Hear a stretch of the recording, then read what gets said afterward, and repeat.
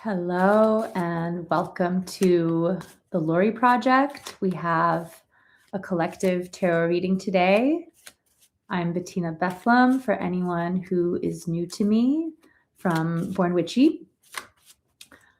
With this new system, obviously I can't see you, but I can see your chats. So if anyone wants to chime in at any point or say hi or ask a question as we get into the cards, feel free to chat me. And you can always also find me on social media at Born Witchy if you have further questions or chats about the tarot. I am guessing I have some repeat visitors here today. So for those of you who are new to me, I like to share and teach and engage with the tarot as a way for us to connect with our intuition. I like to think of it not so much as a fortune telling, more so as a way for it to mirror kind of the energies that play in our life at this moment and give us intuitive ways and guidance on how to work with those energies that are present right now. So usually I like to share a little bit about the energetic moment that we're in, so a little bit of the astrology of what's going on right now, so that we can kind of relate that to what's coming up with the cards once we do start pulling cards. And then we do a very brief little meditation just to get us really centered and grounded in our bodies and in our feelings, so that we can really zero in on the exact question that is top of mind, top of heart for us today for the cards. Then you will ask yourself that question or just articulate that question, and I can give you some more guidance on formulation of questions when we get there. And then I will pull a few cards. You'll decide in advance which card has like a specific message for you, but we'll also thread the entire reading together as sort of a general message for the group today. Okay. So before we dive into a little meditation, let's see. Last time we met, I think must have been the beginning of Aries season. We are officially out of Aries season now and just got into Taurus season, I think yesterday. But the thing that's kind of interesting this month that's different from other Taurus seasons is that it has a very strong Aries tone to it still. So it's almost like we're still continuing some of the themes of, early spring has sprung, astrological new year, initiating, like fire element. The Aries has very much kind of a vibe of getting things going. And you might have felt in particular a few days ago, like Friday, maybe some of you heard, we had something like 7 of our planets in Aries as sort of like the last hurrah of Aries season. I think it's possible that you may have felt kind of like some shifting energy over the past few days. Like I almost feel like there's been like a timeline hop. Like I've had some aha moments about different things that I've been working through for a while. And now I'm kind of like, oh, I think I got to the bottom of that thing. And there is this sort of like spring cleaning, fresh energy happening on the heels of that. And this continues for a while because lots of the major planets are in Aries. And so it really is a time of change, a time of revolution. Of course, we see stuff like that happening in the world stage right now, lots of revolutionary vibes, but it's also likely manifesting for you personally and in your personal life, like things clearing out, things changing, maybe you going back to the drawing board on some stuff, like sense of renewal, shall we say, which is kind of like a spring kind of vibe anyways. But yeah, normally Taurus season is very much about sensuality, the senses, pleasure, grounding. I mean, I think today's Earth Day. Happy Earth Day. And so it's a blending of those two things. We have all of those planets in Aries still creating this sense of revolution and change and let's go. Like it's time now. Like time is of the essence. Like we're not going to dilly-dally anymore, combining with the much more dilly-dallying sort of energy of Taurus, which is way more about sort of like stillness and groundedness and like the sensory pleasure of being. And so those two things are kind of combining together right now, which is interesting because Aries with the fire element is very much about like the inspiration that initiates an idea, initiates a manifestation. And Taurus is way more about the manifestation being made concrete and material in reality. So I actually really like how those energies blend, because it's kind of like we're coming out of the realm of just ideas and inspirations and actually grounding them into real things. So I keep thinking of that quote of like, be the change you want to see in the world, as being kind of very relevant right now. And Aries plus Taurus equals a great way to kind of bring that into reality in some way, rather than just letting it be like a cute phrase that we say to get us through the day. Okay, so that is what's up in terms of the vibes. If you are into astrology and have a way of accessing your chart through, I don't know, the Pattern or CoStar or the Chani app, or just online, might be useful to see where Aries is showing up in your chart, because that can give you an indication to sort of like which area of life the universe is sort of paying the most attention to for you right now. But we can also ask the cards. So let's now take a moment to just kind of come into this present moment together. One thing I always say with the tarot is that as much as we like to think of it as a form of fortune telling and of telling our future, it's way more about actually putting us into the wisdom of the present moment, which is all we ever really have to work with. We can't actually predict the future because the future is multiple. You can think of this idea of multiverses, or like everything everywhere all at once, lots of timelines. And we get to use our present moment to put ourselves into different futures, you know, like the choices we make today determine where we are tomorrow. So that's what we're working with the tarot, is really the present moment and tapping into like a connection with spirit, a connection with our higher self, which wants us to be on our highest, most beneficial timeline for this life, so that we can orient our actions, our choices, the things we have around us, everything, in order to be manifesting the future that we really like. So you're actually predicting your own future when you work with the tarot, in a way, because hopefully it's influencing you to make choices that help you create that, if that makes sense. And again, if anyone trickled in after I said this at the beginning, I'm Betina Bethlem from Born Witchy. I cannot see you, but I can see your chats, and feel free to say hi and ask questions in the chat as we go along. Okay. So wherever you are, just like find your comfort, like whether you're sitting on the floor or in a chair, or you're cross-legged, or your feet are down on the floor, or however you want to sit, just find a sense of ease in your body. Maybe adjust yourself so your seat feels really kind of like held by the earth. It is Earth Day. It is Taurus season. It is Earth element season of the physical body, season of the senses, season of remembering that we are earthlings and we are stewards of this earth, and we should be nice to it and to all of our other beings. It's really like a beautiful day with Earth Day to kind of connect with this energy of the earth element, which we have in the tarot in the form of the Suit of Pentacles. And once you kind of find yourself situated, you can close your eyes or just cast your eyes down so that your face is relaxed, whatever feels comfortable for you, and start to take some nice deep breaths in and out through your nose. You can even exhale through the mouth if that helps you kind of settle and come into this moment and release everything.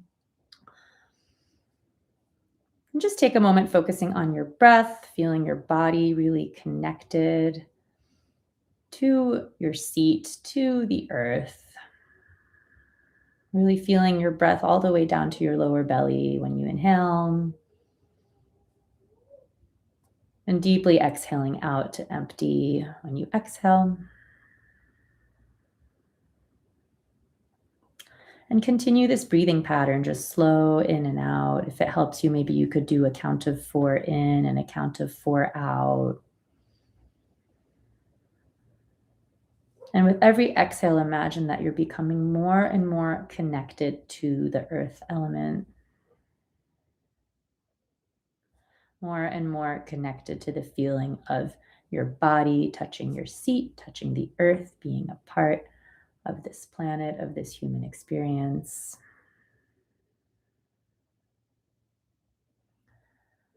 Sometimes when we do this meditation, we cycle up through the 4 elements in the body. But today, let's just focus on the earth element for Earth Day and just getting really, really grounded for this Taurus season. Continue to breathe and know that there's a lot of wisdom in your body and that it has information for you, and that not all of your figuring out has to happen through your logic and your brain. You can also figure stuff out by doing exactly what we're doing right now. Getting quiet, getting your mind to quiet down. And just breathing with yourself and just feeling how your body feels.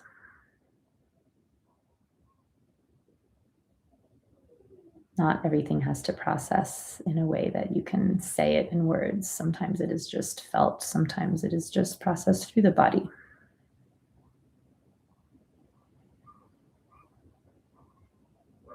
And as you breathe here, ask yourself as well what question you have for the tarot today. What's something where you could use a little bit of guidance or assistance with? It can be something very specific.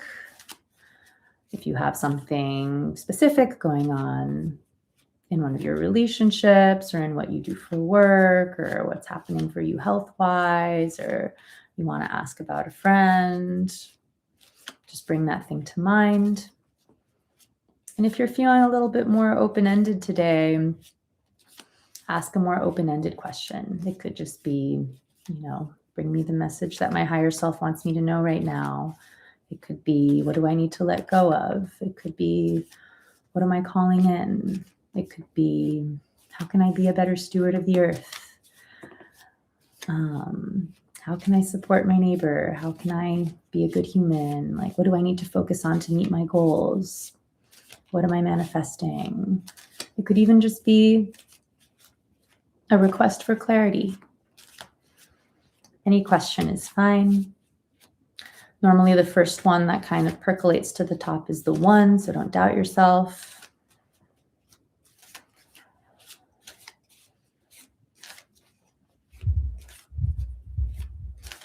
And staying in this meditative state for one more moment, ask yourself now whether card number 1, 2, 3, or 4 is going to have the most kind of like targeted specific message for you today. So 1, 2, 3, or 4. Pick a number. Again, don't overthink it. Commit to it. Know that all the cards that come up have messages for all of us today.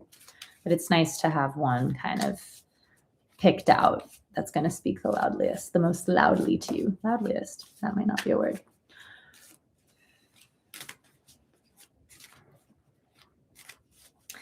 And you can start to come back from your meditation now, maybe wiggling your toes, wiggling your fingers, rolling your shoulders, coming back to this moment, and let's get into what the cards have to say.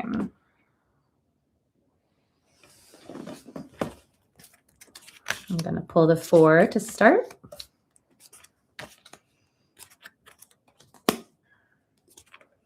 I'm going to pull one more signifier one for the top. That's going to kind of help us tie everything together, and we can always add on.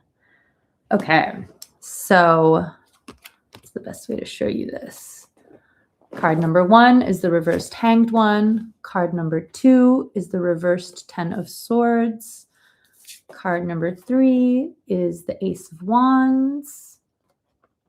Card number 4 is a card that we've gotten a few times, I think, in these sessions. It's been kind of the card of the year.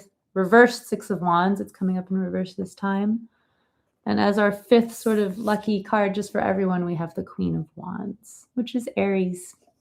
Corresponds to Aries. So that's kind of cool. I mean, we do have a emphasis on fire energy here on the table because we have 3 Wands cards.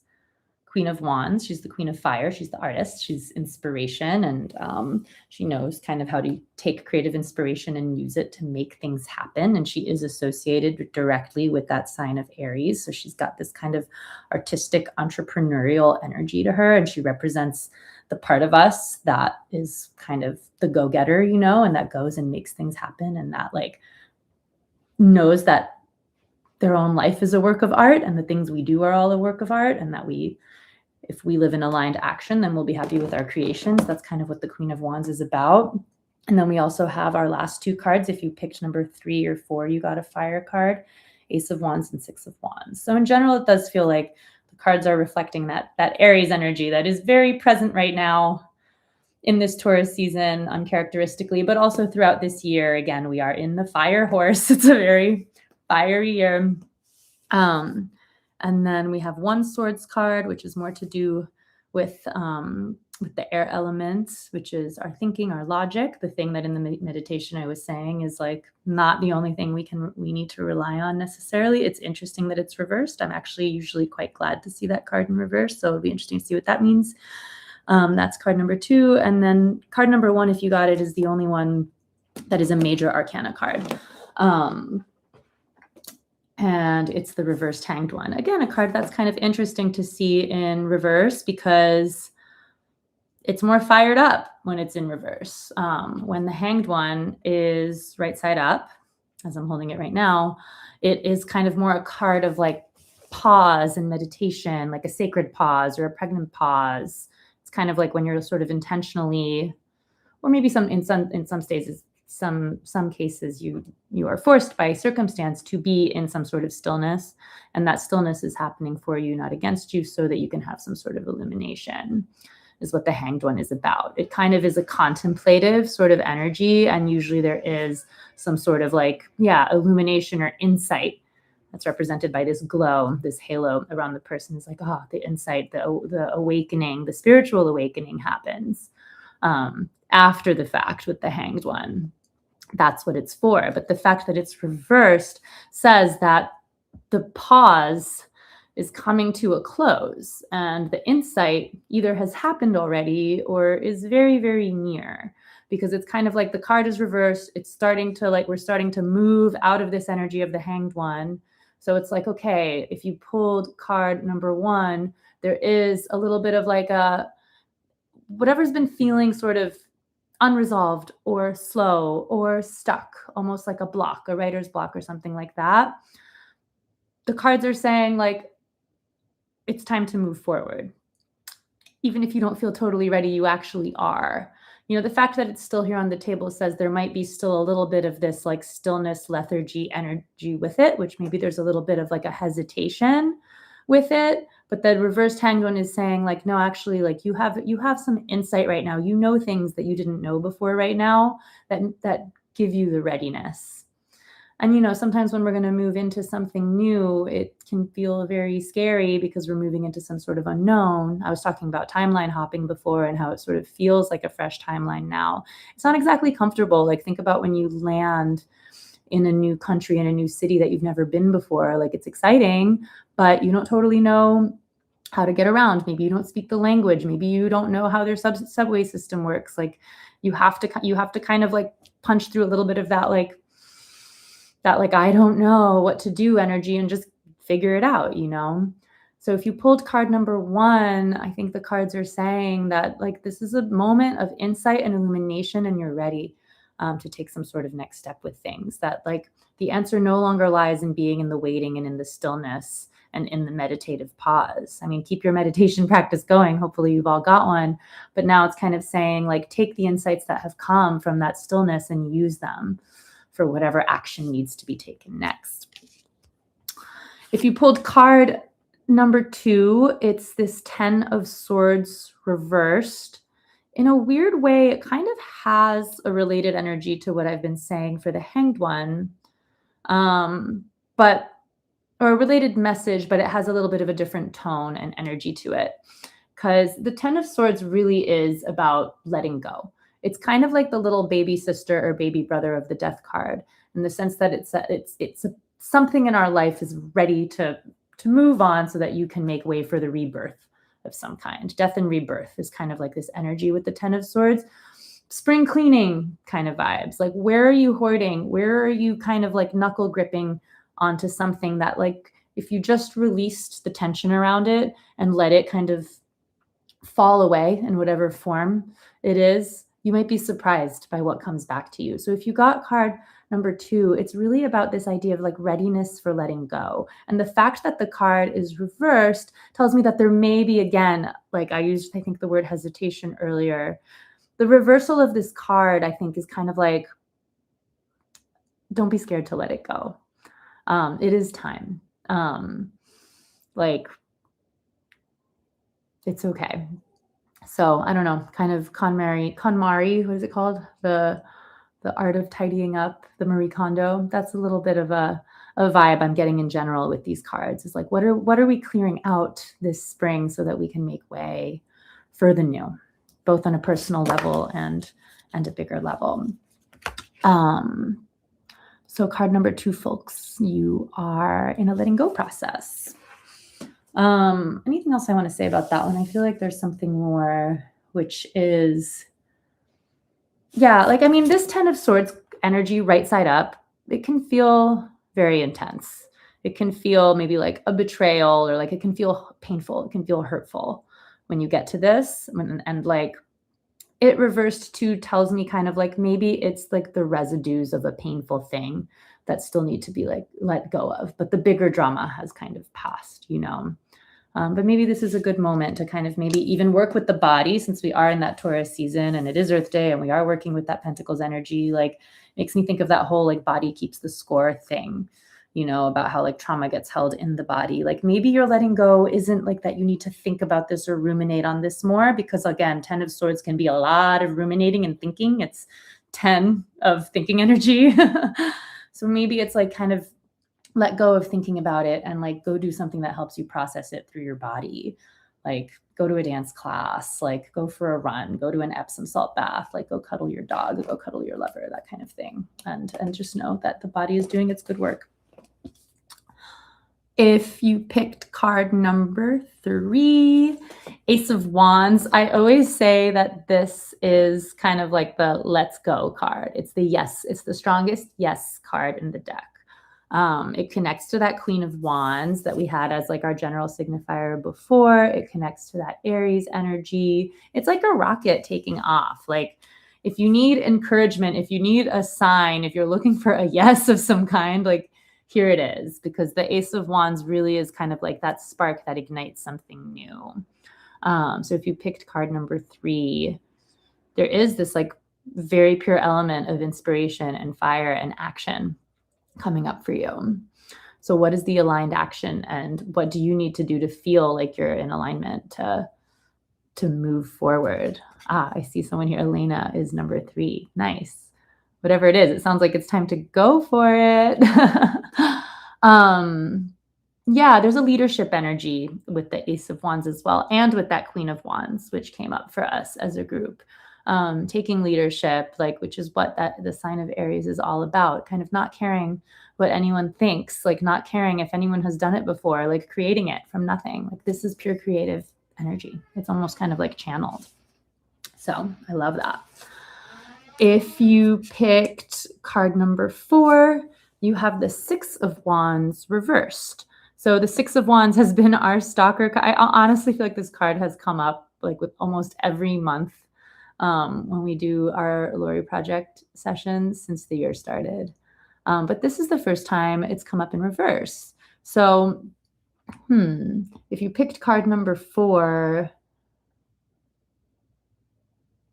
I think that this card is asking you, if you're feeling stuck on something, if you're feeling like a lack of the forward movement that we keep talking about with all the other cards, if you're feeling almost like, oh my gosh, something like isn't working, or like I don't see the success of it yet, or like I just don't see how it's going to come together, then like that's something to kind of consider and figure out what to do. And one of the things you could do based on the advice of a card like the 6 of Wands is to bring yourself some team around it, like turn to the village. I always think of the phrase, I like little aphorisms with the tarot because like they're all archetypal and we like know these aphorisms and it's a helpful way to understand them. Like with the 6 of Wands, I always think of this idea of it takes a village, or a rising tide lifts all boats. Like the person on the card is kind of taking like a victory lap of some kind, but it's a six. Like the sixes are all about kind of the immediate community. Let's say it's like a few rungs out of like your best friends and your family. It's kind of like your neighbors or the town you live in. Like it's this almost like makes me think of things like local politics, the Six of Wands, and this idea that like there's a success in that community of like everyone in the community is kind of like in their lane, taking their aligned actions, helping each other out, that kind of thing. It almost has this sort of like happily humming beehive kind of energy. So it feeling reversed, I wonder for you, if you're number 4, like what's feeling kind of like distorted in your locality and like you're sort of bigger than just yourself, but the people around you, like where do you feel like there's kind of like a lack of success, like a lack of like happy humming, like a lack of alignment, like where you feel like the values are a little bit off.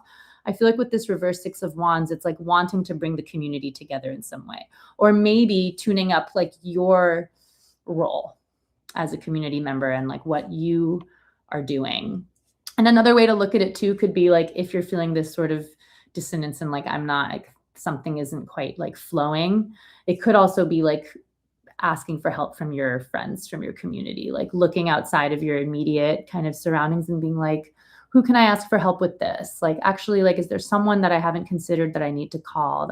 Or do I need to ask someone? Like, let's say, for example, like, oh my God, I need a special kind of doctor or something. Like, who can you ask in the community that might connect you to that right person? There's this idea of network with the Six of Wands, like a successful network. The other thing you can think of with this card is like in schools with little kids, they have like those phone trees where like, if the school is closing that day or something, like everyone kind of calls each other in a tree and it's like the network sort of, it's like that. So it reversing sounds like there's something you're not tapping into from the network that is available for you. So I'd love to see this card turn right side up for you because then things will feel like they're flowing a little bit better. And the answer is probably in your weak links, like in your wider community. So get connected to that. Okay, last couple of minutes. I'm just looking at them as a group for a moment. I mean, we definitely have, it feels like we have this strong emphasis in the cards in general of kind of like taking the wisdom that we've gained up until this today now moment with that reversed hanged one, thinking of ourselves as wise beings that have been through lots of things and have like a lot of resources and ideas and like inspirations and like good values and things to kind of offer. That has brought us to now. And like now I think the cards want us to like take them and use them creatively and not bring anything forward with us into the next chapter that's no longer relevant. That 10 of Swords is saying like, don't bring debris from the past forward. We've done the timeline hop, like I said. Whatever's in the past, leave it in the past. Let's move on.